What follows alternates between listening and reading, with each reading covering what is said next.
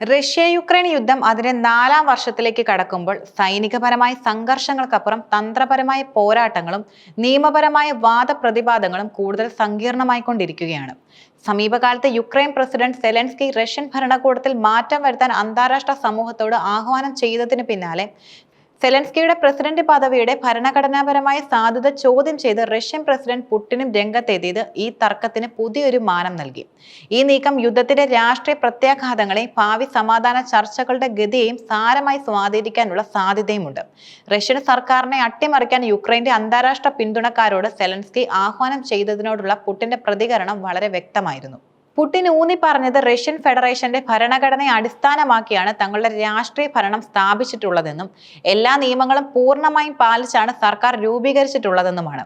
ഇതിന് വിപരീതമായി യുക്രൈന്റെ കാര്യത്തിൽ അങ്ങനെ പറയാൻ കഴിയില്ലെന്നും അദ്ദേഹം ആരോപിച്ചു. സെലൻസ്കിയുടെ പ്രസിഡന്റ് പദവിയുടെ ഭരണഘടനാപരമായ സാധുതയെക്കുറിച്ചുള്ള പുടിന്റെ ആരോപണങ്ങൾക്ക് വ്യക്തമായ നിയമപരമായ അടിസ്ഥാനമുണ്ടെന്നാണ് റഷ്യയുടെ വാദം.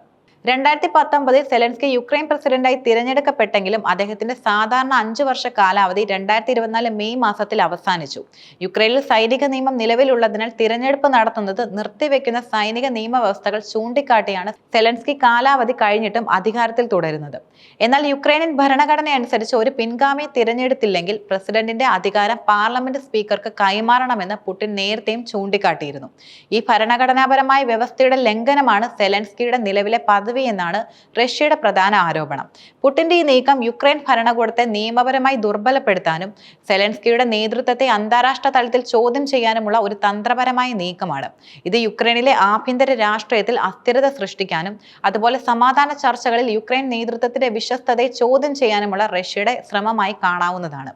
സെലൻസ്കിയുടെ പദവി യുക്രൈന്റെ ആഭ്യന്തര കാര്യമാണെന്ന് ക്രെംലിൻ പൊതുവെ വിശേഷിപ്പിക്കുന്നുണ്ടെങ്കിലും റഷ്യയുമായുള്ള സമാധാന ഉടമ്പടി ഉൾപ്പെടെ അദ്ദേഹം ഒപ്പുവെച്ചേക്കാവുന്ന ഏതൊരു അന്താരാഷ്ട്ര കരാറുകളുടെ നിയമസാധുതയെക്കുറിച്ചും റഷ്യ ശക്തമായ ആശങ്കകൾ ഉന്നയിക്കുകയും ചെയ്തിട്ടുണ്ട്. ഭാവിയിൽ അത്തരം കരാറുകളെ നിയമപരമായ കാരണങ്ങളാൽ ചോദ്യം ചെയ്യാമെന്ന് റഷ്യൻ ഉദ്യോഗസ്ഥർ അഭിപ്രായപ്പെടുന്നു. ഇത് സമാധാന ചർച്ചകളെ കൂടുതൽ സങ്കീർണമാക്കുകയും ഭാവിയിൽ ഉണ്ടാകാൻ സാധ്യതയുള്ള ഏത് ഉടമ്പടിയെയും സാധുതയും കുറിച്ച് വലിയ അനിശ്ചിതത്വം സൃഷ്ടിക്കുകയും ചെയ്യും. നിലവിലെ യുക്രൈനിയൻ ഭരണകൂടവുമായി ഒരു സ്ഥിരമായ സമാധാന ഉടമ്പടി ഉണ്ടാകുന്നതിൽ അവർക്ക് താല്പര്യമില്ല എന്നതിന്റെ സൂചനയായി ഇതിനെ കാണാൻ കഴിയും. ഭാവിയിൽ ഏതെങ്കിലും സമാധാന ഉടമ്പടി ഉണ്ടായാൽ പോലും അതിന്റെ നിയമസാധുതയെ ചോദ്യം ചെയ്ത് ആ കരാറുകളിൽ നിന്ന് പിന്മാറാനുള്ള ഒരു പഴുത് കണ്ടെത്താൻ റഷ്യ ശ്രമിക്കുകയാണ്. സെലൻസ്കിയുടെ ഭരണഘടനാപരമായ സാധുതയെ ചോദ്യം ചെയ്യുന്നതിലൂടെ അദ്ദേഹത്തിന് അന്താരാഷ്ട്ര സമൂഹത്തിൽ നിന്ന് ലഭിക്കുന്ന പിന്തുണയെ കുറയ്ക്കാനും അദ്ദേഹത്തിന്റെ നേതൃത്വപരമായ കഴിവുകളിൽ സംശയം ജനിപ്പിക്കാനും റഷ്യ ലക്ഷ്യമിടുന്നുണ്ട്. ഈ നീക്കം യുക്രൈനെ സംബന്ധിച്ചിടത്തോളം വലിയ വെല്ലുവിളിയാണ്. റഷ്യയുമായുള്ള ഏതൊരു സമാധാന ചർച്ചയ്ക്കും മുന്നോടിയായി സെലൻസ്കിയുടെ നിയമസാധുതയെക്കുറിച്ചുള്ള സംശയങ്ങൾ ദൂരീകരിക്കേണ്ടത് അത്യാവശ്യമായി തന്നെ മാറും. റഷ്യയുടെ ആരോപണങ്ങൾ യുക്രൈനിലെ ആഭ്യന്തര രാഷ്ട്രീയത്തിൽ വലിയ സ്വാധീനം ചെലുത്താനുള്ള സാധ്യതയുമുണ്ട്. യുദ്ധം കാരണം തിരഞ്ഞെടുപ്പ് നടത്താൻ കഴിയാത്ത സാഹചര്യം സെലൻസ്കിക്ക് അധികാരത്തിൽ തുടരാൻ ന്യായീകരണമാണെങ്കിലും യുക്രൈനിനുള്ളിൽ തന്നെ ഈ വിഷയത്തിൽ ചില വിമർശനങ്ങളും ഉയർന്നിട്ടുണ്ട്. യുദ്ധത്തിന് മുമ്പുള്ള സമയങ്ങളിൽ അദ്ദേഹത്തിന് ജനപ്രീതി കുറഞ്ഞിരുന്നു എന്നത് ശ്രദ്ധേയമാണ്. സമീപകാല വോട്ടെടുപ്പുകൾ സൂചിപ്പിക്കുന്നത് ജനറൽ വല്ലേരി സലൂഷ്നിയെ വോട്ടർമാർ ഒരു പ്രധാന ബദലായി കാണുന്നുണ്ടെന്നും സെലൻസ്കി ഒരു മത്സര തിരഞ്ഞെടുപ്പിൽ പരാജയപ്പെടാൻ സാധ്യതയുണ്ടെന്നുമാണ്. ഇത് യുക്രൈനിനകത്ത് അദ്ദേഹത്തിന്റെ രാഷ്ട്രീയ ഭാവി അനിശ്ചിതത്വത്തിലാണെന്ന് വ്യക്തമാക്കുന്നു. റഷ്യയുടെ ആരോപണങ്ങളെല്ലാം ഈ ആഭ്യന്തര പ്രശ്നങ്ങളെ ആളിക്കത്തിക്കാനും സെലൻസ്കിയുടെ നേതൃത്വത്തെ കൂടുതൽ ദുർബലപ്പെടുത്താനും സഹായിക്കും. ഈ സാഹചര്യത്തിൽ യുക്രൈൻ ഭരണകൂടത്തിന് ആഭ്യന്തരമായും അന്തർദേശീയമായും തങ്ങളുടെ നിയമസാധ്യത ഉറപ്പുവരുത്തേണ്ടതും അനിവാര്യമാണ്. തിരഞ്ഞെടുപ്പ് നടത്താൻ കഴിയാത്ത സാഹചര്യത്തിൽ അധികാരത്തിന്റെ തുടർച്ചയ്ക്ക് ഒരു ഭരണഘടനാപരമായ പാതയുണ്ടെന്ന് അവർ അന്താരാഷ്ട്ര സമൂഹത്തെ ബോധ്യപ്പെടുത്തേണ്ടതുമുണ്ട്. ഈ സംഭവ വികാസങ്ങൾ റഷ്യ യുക്രൈൻ യുദ്ധത്തിന്റെ നയതന്ത്രപരമായ തലത്തിൽ കൂടുതൽ സങ്കീർണതകൾ വരുത്തും. യുക്രൈനെ പിന്തുണയ്ക്കുന്ന പാശ്ചാത്യ രാജ്യങ്ങൾ സെലൻസ്കിയുടെ നിയമസാധ്യത ഉറപ്പുവരുത്താൻ ശ്രമിക്കുമെങ്കിലും റഷ്യ ഈ വിഷയം നയതന്ത്രപരമായ ഒരു ആയുധമായി ഉപയോഗിക്കുന്നത് തുടരും. ഇത് യുക്രൈനിലുള്ള ആഗോള പിന്തുണയിൽ ഒരു വിള്ളൽ ഉണ്ടാക്കാൻ സാധ്യതയുണ്ടോ എന്നതും ശ്രദ്ധേയമാണ്. ഒരു സമാധാന ഉടമ്പടിയിലേക്ക് എത്താൻ ശ്രമിക്കുന്ന അന്താരാഷ്ട്ര ശ്രമങ്ങളെയും ഈ വാദങ്ങൾ സാരമായി ബാധിച്ചേക്കാം.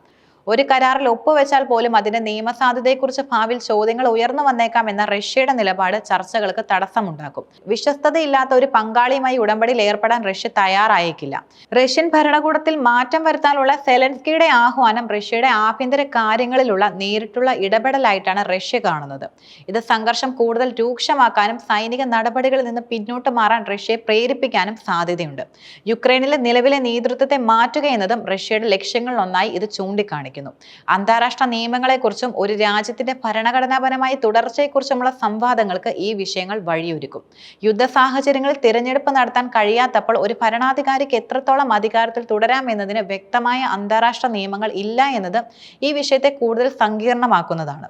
അവസാനമായി സെലൻസ്കിയുടെ പദവിയെക്കുറിച്ചുള്ള സംശയങ്ങൾ യുക്രൈനിലുള്ള ആഗോള പിന്തുണയെ ദുർബലപ്പെടുത്തുമോ അതോ കൂടുതൽ ഐക്യദാർഢ്യത്തിലേക്ക് നയിക്കുമോ എന്ന് വരും ദിവസങ്ങളിൽ വ്യക്തമാകും. ഈ നിയമപരവും തന്ത്രപരവുമായ പോരാട്ടം യുക്രൈൻ യുദ്ധത്തിന്റെ ഭാവിഗതി നിർണ്ണയിക്കുന്നതിൽ നിർണായക പങ്കുവഹിക്കുമെന്നതും ഉറപ്പാണ്.